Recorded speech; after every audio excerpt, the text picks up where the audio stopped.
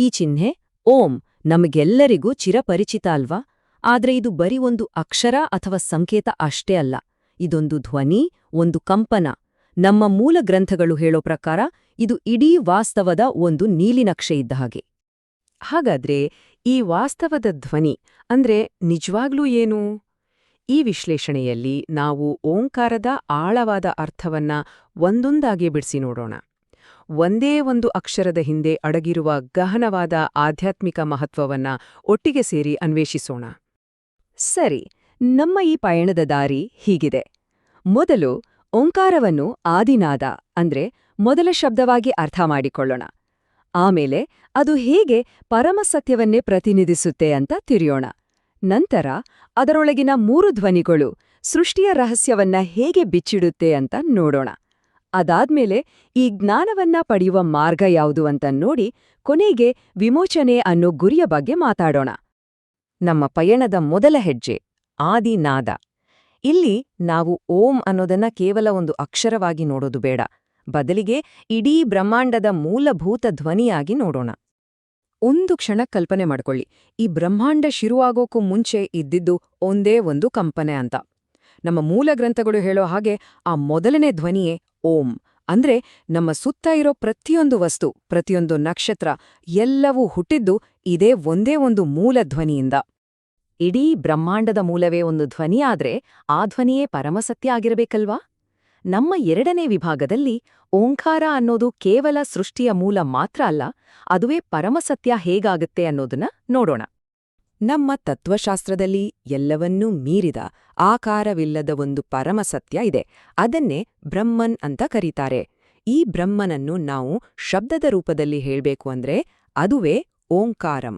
ಇದು ಬರೀ ಒಂದು ಅಕ್ಷರವಲ್ಲ, ಬದಲಿಗೆ ಆ ನಾಶವೇ ಇಲ್ಲದ ಪರಮಸತ್ಯದ ಮೌಖಿಕ ರೂಪ. ಜ್ಞಾನದ ಹುಡುಕಾಟದಲ್ಲಿರೋ ವೇದಗಳಿರ್ಲಿ, ಕಠಿಣವಾದ ತಪಸ್ಸುಗಳಿರ್ಲಿ, ಯಾವುದೇ ಆಧ್ಯಾತ್ಮಿಕ ದಾರಿಯ ಅಂತಿಮ ಗುರಿ ಏನು? ಈ ಒಂದು ಮಾತು ಅದಕ್ಕೆ ಸ್ಪಷ್ಟ ಉತ್ತರ ಕೊಡುತ್ತೆ. ಎಲ್ಲಾ ವೇದಗಳ ಗುರಿ, ಎಲ್ಲಾ ತಪಸ್ಸುಗಳ ಉದ್ದೇಶ ಓಂಕಾರವೇ ಆಗಿದೆ. ಇದರಿಂದ ಓಂಕಾರದ ಪ್ರಾಮುಖ್ಯತೆ ಎಷ್ಟಿದೆ ಅಂತ ಗೊತ್ತಾಗತ್ತೆ. ನಾವು ಮಾತಾಡೋ ಪ್ರತಿಯೊಂದು ಮಾತು, ನಮ್ಗೆ ಬರೋ ಪ್ರತಿಯೊಂದು ಭಾವನೆ ಮತ್ತು ನಾವು ಎಳೆದುಕೊಳ್ಳೋ ಪ್ರತಿಯೊಂದು ಉಸಿರು, ಇದೆಲ್ಲದರ ಮೂಲ ಎಲ್ಲಿದೆ? ಗ್ರಂಥಗಳ ಪ್ರಕಾರ ಇದೆಲ್ಲದರ ಮೂಲ ಕೂಡ ಇದೇ ಓಂಕಾರ.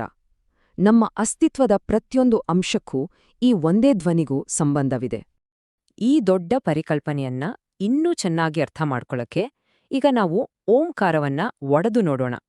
ಅದರೊಳಗಿರುವ ಸೃಷ್ಟಿಯ ಆ 3 ಧ್ವನಿಗಳು ಯಾವುದು ಮತ್ತು ಅವು ಏನನ್ನ ಪ್ರತಿನಿಧಿಸುತ್ತೆ ಅಂತ ಈಗ ತಿಳಿದುಕೊಳ್ಳೋಣ.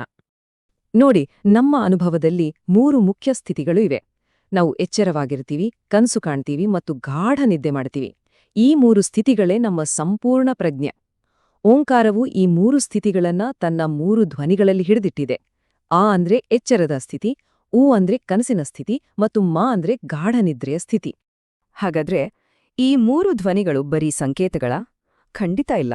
ಈ 3 ಸೇರಿದಾಗ ಅದೇ ಸೃಷ್ಟಿಯ ಕಂಪನಶೀಲ ಎಂಜಿನ್ ಆಗುತ್ತೆ. ಈ ಧ್ವನಿಗಳ ಸಂಯೋಜನೆಯೇ ಅಸ್ತಿತ್ವದ ಮೂಲ ಕಾರಣ ಅಂತ ಹೇಳಲಾಗುತ್ತೆ. ಓಕೆ, ಓಂಕಾರದ ಮಹತ್ವ ಇಷ್ಟೆಲ್ಲ ಇದೆ ಅಂತ ತಿಳ್ಕೊಂಡು, ಆದ್ರೆ ಈ ಜ್ಞಾನವನ್ನ ನಮ್ಮ ಅನುಭವಕ್ಕೆ ತಂದುಕೊಳ್ಳೋದು ಹೇಗೆ? ನಮ್ಮ 4ನೇ ವಿಭಾಗ ವಿಚಾರಣೆಯ ಮಾರ್ಗ ಓಂಕಾರ ಜೊತೆ ನಾವು ತೊಡಗಿಸ್ಕೊಳ್ಳಕ್ಕಿರೋ ಪ್ರಾಯೋಗಿಕ ವಿಧಾನವನ್ನ ಪರಿಚಯಿಸುತ್ತೆ. ಓಂಕಾರದ ನಿಜ ಸ್ವರೂಪವನ್ನ ಬರೀ ಪುಸ್ತಕ ಓದಿ ತಿಳ್ಕೊಳ್ಳಕ್ಕಾಗಲ್ಲ. ಅದರ ಬಗ್ಗೆ ಆಳವಾಗಿ ಯೋಚನೆ ಮಾಡಿ, ಧ್ಯಾನಿಸಿ, ಅದ್ರಲ್ಲೇ ಒಂದಾಗ್ಬೇಕು. ಈ ನಿರಂತರ ವಿಚಾರಣೆಯ ದಾರಿಗೆ ಶಾಸ್ತ್ರಗಳಲ್ಲಿ ಒಂದು ಸ್ಪಷ್ಟವಾದ ಹೆಸರಿದೆ. ಅದೇ ಅನುಸಂಧಾನಂ. ಹಾಗಾದ್ರೆ ಈ ಅನುಸಂಧಾನವನ್ನ ಸಾಧಿಸೋದು ಹೇಗೆ? ಬರೀ ವೇದಗಳನ್ನ ಓದಿದ್ರೆ ಅಥವಾ ತುಂಬಾನೇ ಬುದ್ಧಿವಂತರಾಗಿದ್ರೆ ಸಾಕಾಗುತ್ತಾ? ಮೂಲ ಗ್ರಂಥಗಳ ಪ್ರಕಾರ ಖಂಡಿತ ಇಲ್ಲ. ಎಷ್ಟೇ ದೊಡ್ಡ ಪಂಡಿತರಾಗಿದ್ರು ಅಥವಾ ಒಳ್ಳೆ ನಡತೆ ಇದ್ರೂ ಮಾತ್ರಕ್ಕೆ ಇದು ಸಾಧ್ಯವಿಲ್ಲ. ಇವೆಲ್ಲವನ್ನೂ ಮೀರಿ ಇದಕ್ಕೆ ಆಳವಾದ, ನಿರಂತರವಾದ ಗಮನ ಬೇಕು. ಈ ಪ್ರಕ್ರಿಯೆಯನ್ನ ವಿವರಿಸೋಕೆ ಒಂದು ಅದ್ಭುತವಾದ ರೂಪಕ ಇದೆ. ಓಂಕಾರವನ್ನ ತಿಳಿಯೋದು ಅಂದ್ರೆ ಅದನ್ನ ಸ್ಪರ್ಶಿಸೋದು. ಈ ಸ್ಪರ್ಶವೇ ಮಾರ್ಗ.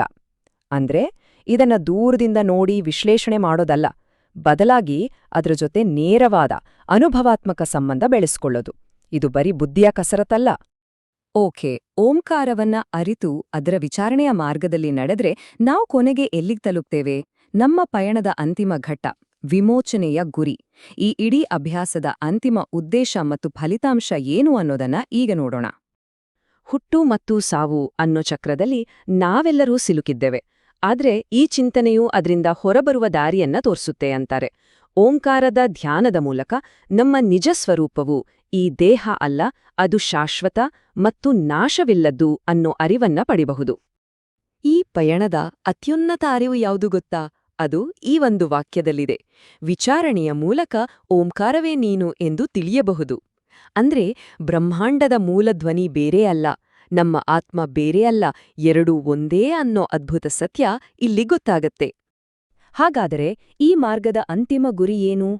ಅದು ಎಲ್ಲಾ ಭಯ, ದುಃಖ ಮತ್ತು ಮಿತಿಗಳಿಂದ ಸಂಪೂರ್ಣ ಸ್ವಾತಂತ್ರ್ಯ. ತನ್ನ ನಿಜವಾದ, ಎಂದಿಗೂ ನಾಶವಾಗದ ಸ್ವರೂಪವನ್ನ ಅರಿತುಕೊಳ್ಳುವ ಆ ಸ್ಥಿತಿಯನ್ನೇ ಮುಕ್ತಿ ಅಥವಾ ವಿಮೋಚನೆ ಅಂತ ಕರೆಯೋದು.